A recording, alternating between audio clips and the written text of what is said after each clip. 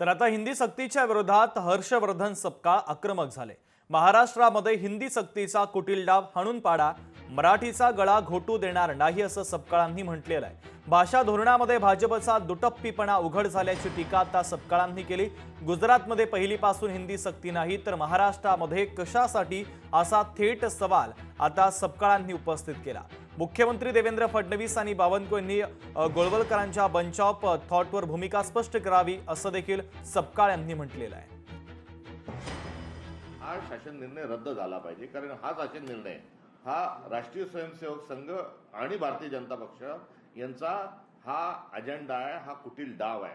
आणि या डावामध्ये ज्या अनुसूची 8 मधल्या सर्व ज्या भाषा आहेत या सर्व भाषा त्यांना संपवायच्या आहेत आणि केवळ हिंदी एकच भाषा त्यांना या देशामध्ये ठेवायची आहे।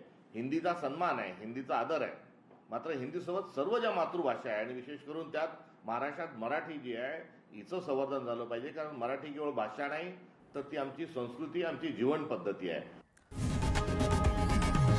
लोकशाही मराठी ऐका, पहा, जागरूक रहा।